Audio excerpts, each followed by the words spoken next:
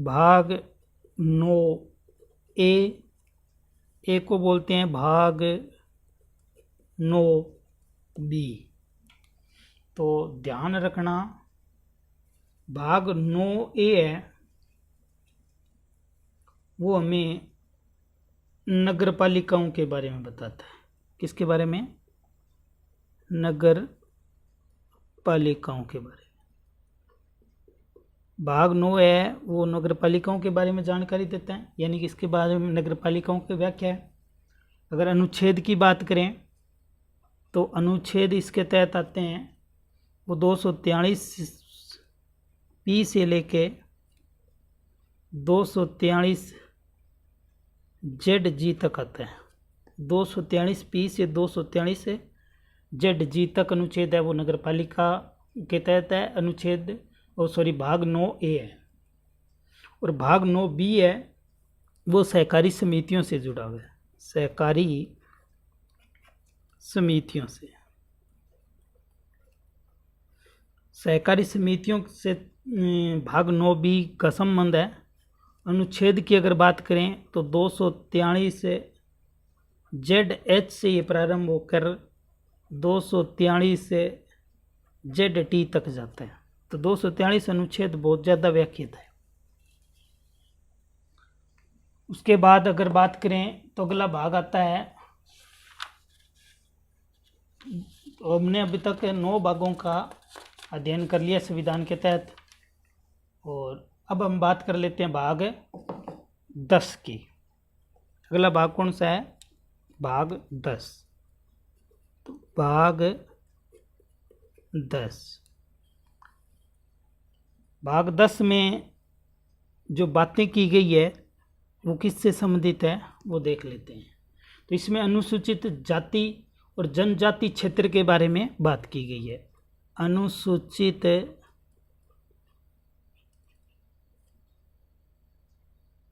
जाति और जनजातीय क्षेत्र, जनजाति क्षेत्र के बारे में परिचर्चा की गई है। अगर अनुच्छेद की अगर इसमें बात करें तो अनुच्छेद इसमें आता है 244 से लेकर 244A, 244A। तो 244 से 244A के बारे में भाग 10 व्याख्यात है। तो उसके बाद आता है भाग 11।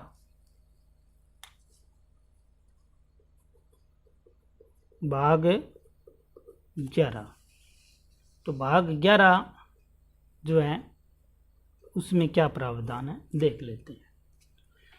तो भाग 11 है वो संघ एवं राज्य के बीच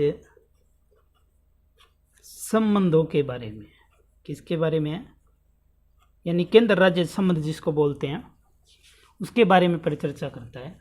कौन सा? भाग 11।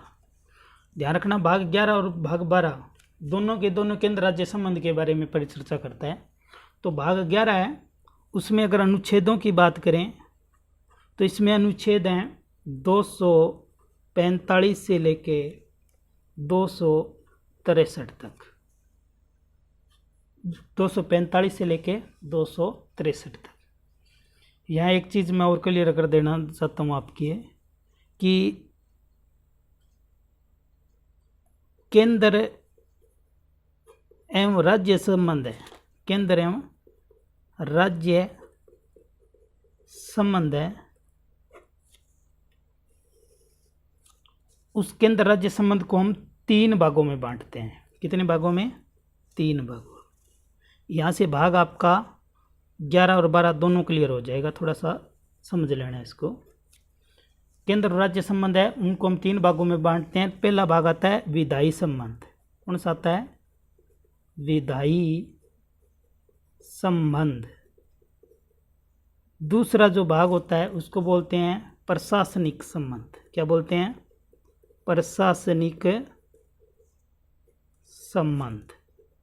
तीसरा जो भाग होता है उसको बोलते हैं वित्तीय संबंध। क्या बोलते हैं? वित्तीय संबंध। अब जो विधायी संबंध है वो संविधान के भाग 11 में वर्णित है। भाग कौन सा है? 11। अनुच्छेद है 245 से लेके 255 तक। भाग 11 अनुच्छेद 245 से 255 तक हमें क्या बताता है? केंद्र राज्य के बीच में विधायी संबंध कैसे हैं उनके बारे में जानकारी देता है। भाग 11 अनुच्छेद 256 से 263 तक। भाग 11 अनुच्छेद 256 से 263 तक केंद्र और राज्य के बीच में प्रशासनिक संबंध कैसे हैं उसकी जानकारी देता है। भाग 12 है अनुच्छेद 264 से लेके 293 तक है, वो हमें ये बताता है कि केंद्र और राज्य के बीच में वित्तीय संबंध कैसे हैं। तो मुख्य रूप से आपका भाग 12 भी क्लियर हो गया होगा, ठीक है। और भाग 12 को थोड़ी एक दो चीज़ें रह जाती है जो मैं आगे अलग से बता दूं, लेकिन आप ध्यान रखना केंद्र राज्य संबंध को हम मुख्य रूप से 3 भागों में बांटते हैं, जिसमें से एक आता है विधायी संबंध, दूसरा आता है प्रशासनिक संबंध, तीसरा आता है वित्तीय संबंध। भाग 11 अनुच्छेद 245 से 255 तक हमें केंद्र और राज्य के बीच में विधायी संबंधों की परिचर्चा की गई है। और भाग 11 अनुच्छेद 256 से 263 तक केंद्र और राज्य के बीच में प्रशासनिक संबंधों के बारे में बताया गया है। भाग 12 अनुच्छेद 264 से 293 तक केंद्र और राज्य के बीच में वित्तीय संबंधों के बारे में चर्चा की गई है। तो बड़ा तो आपका भाग 12 आ गया मुख्य रूप से, लेकिन फिर भी आपको भाग 12 के बारे में कुछ और चीज़ें लिखा देता हूँ। तो हेडिंग डालिए भाग 12। अगर आपको हमारा वीडियो पसंद आ रहा है तो प्लीज़ लाइक कर दीजिए, शेयर कर दीजिए अपने दोस्तों में। जो भी विद्यार्थी कंपटीशन की तैयारी कर रहे हैं उनके लिए बहुत महत्वपूर्ण है, क्योंकि हमारा मकसद है राजनीति विज्ञान को स्टिक एवं महत्वपूर्ण बातों को शॉर्ट लिस्ट करते हुए आप तक पहुंचाना। और ये आपके पहले राजनीति विज्ञान में व्यवहारिक नॉलेज के लिए छोटे छोटे टॉपिकों के माध्यम से मैं वीडियो बनाने की कोशिश कर रहा हूँ। तो भाग 12 की अपने बात कर लेते हैं। तो 12 के अंदर जो बातें हैं वो है वित्त, क्योंकि ये वित्तीय संबंध है। वित्त संपत्ति, संविदाएं और वाद ये चीज़ें हैं। कहने का मतलब केंद्र राज्य के बीच में वित्तीय संबंधों के बारे में ही है ये। तो इसमें अनुच्छेद मुख्य रूप से आते हैं अनुच्छेद 264 से लेके 300A तक आता है। 264 से 300A तक है, इसमें अनुच्छेद आते हैं, जिसके अंतर्गत हमने ऊपर पढ़ा था 256 से 263 तक आते हैं वित्तीय संबंध के बारे में।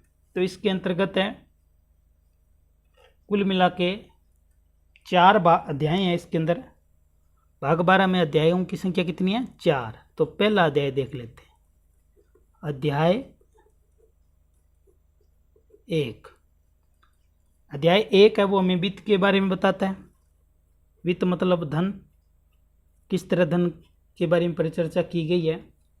और ये अनुच्छेद 264 से लेके 291 तक वर्णित है। और अध्याय 2 नंबर है, वो ऋण के बारे में बताता है, यानी कि राज्य सरकारें किस तरह केंद्र सरकार से ऋण ले सकती है उसके बारे में बताता है। और इसके अंतर्गत अनुच्छेद है वो 292 से लेके 293 तक वर्णित है। 292 से 293 तक वर्णित है। और अब अपने बात कर लेते हैं अध्याय 3 की। अध्याय 3 है ये आपकी संपत्ति संविदाएं, संपत्ति, संविदाएं और अधिकार दायित्व, अधिकार दायित्व है, उसके बारे में चर्चा करता है। इसमें अगर अनुच्छेद की बात करें तो 294 से लेकर 300 अनुच्छेद तक ये वर्णित है। उसके बाद आता है अध्याय 4, बहुत महत्वपूर्ण अध्याय 4, इस पे प्रश्न आते हैं पेपर में। अध्याय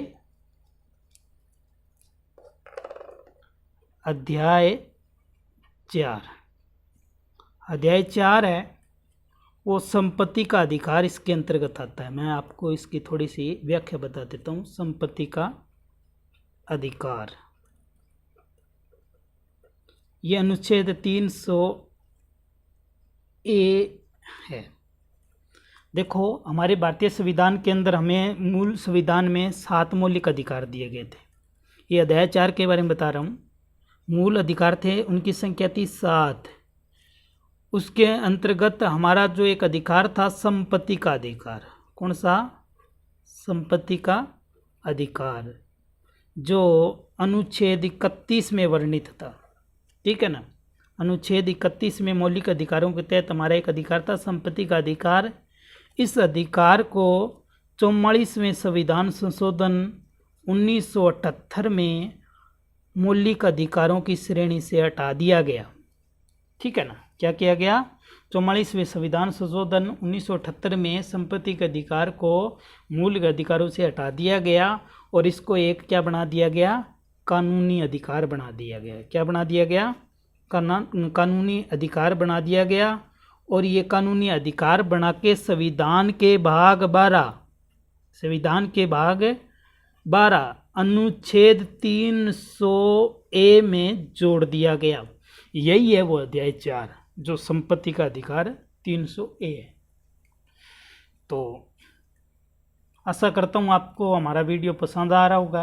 अगर वास्तव में आपको इससे लाभ हो रहा है तो प्लीज़ लाइक करिए वीडियो को और सकारात्मक कमेंट भी कीजिए और हमारे चैनल को सब्सक्राइब भी कर लीजिए, बेल आइकन दबा लीजिए। जैसे ही हम कोई वीडियो अपलोड करते हैं तो उसकी जानकारी आप तक मिल जाए। और हमारा मकसद है राजनीति विज्ञान की महत्वपूर्ण चीज़ों को आप तक पहुंचाना। तो बाकी जो 12 भाग बच गए संविधान के, वो नेक्स्ट वीडियो में हम आपको उपलब्ध करवाएंगे। तब तक के लिए सभी दोस्तों को जय भारत, जय हिंद।